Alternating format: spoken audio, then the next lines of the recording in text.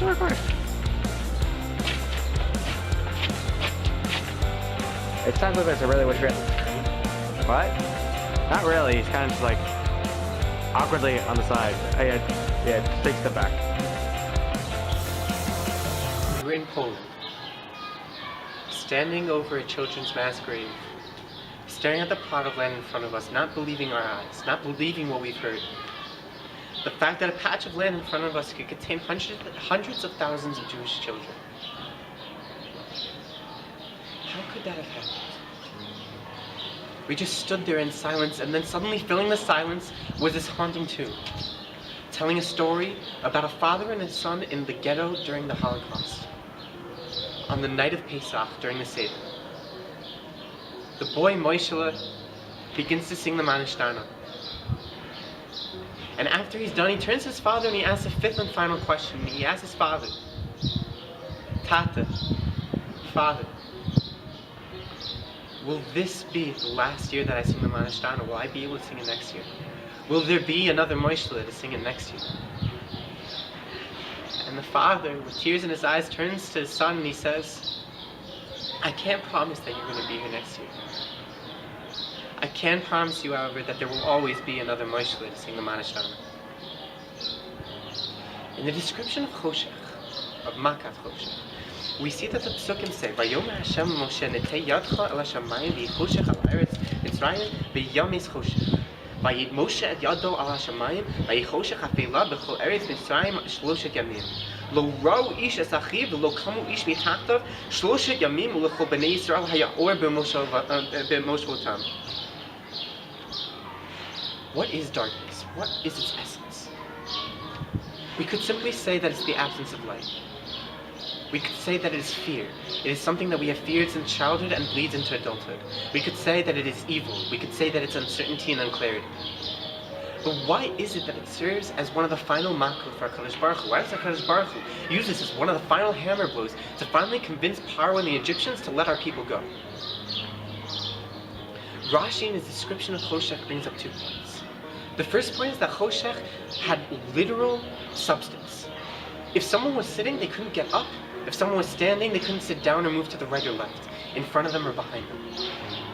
His second point was that the reason why HaKadosh Baruch Hu brought the Choshech was so that the Egyptians would not be able to see him punishing the assimilated Jews, the Jews who were not associated at all with their people.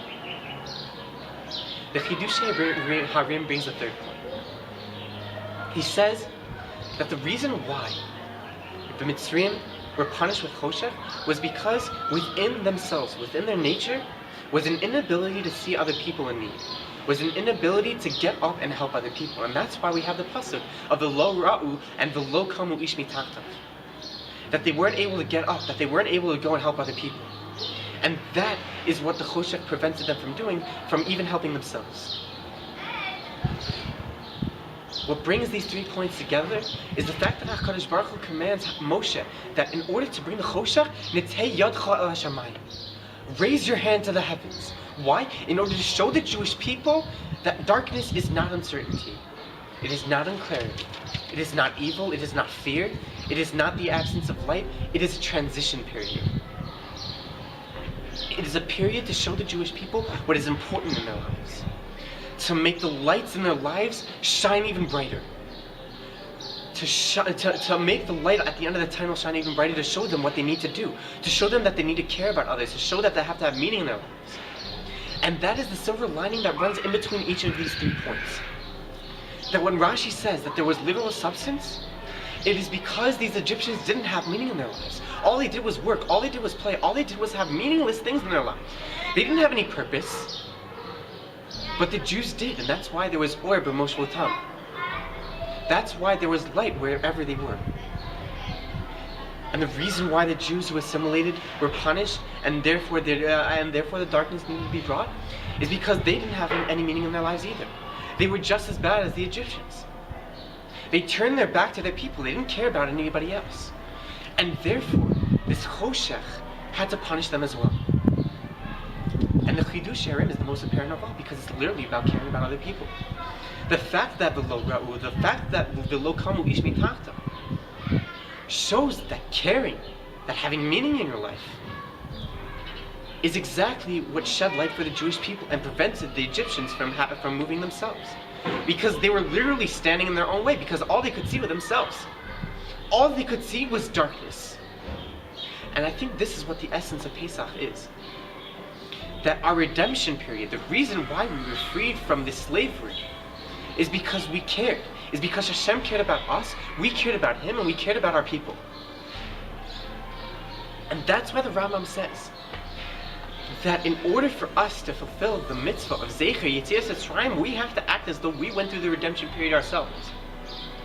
Because we have to instill within ourselves this value of caring, this value of having meaning. And this answers the question of why is it that we are a nation that has been here since the beginning of time? That a nation so small has been unable to be crushed by empires much larger. Empires that have risen and fallen. Empires that have enslaved and killed us. And in the end freed us. Because we care about other people. Because our Creator cares about us, because we care about Him, and we care about our nation. And we care about people outside of our nation. And that is why there will always be another Moishele to sing the Manashtana. Have a Chag Kasher V'Sameach. Awesome.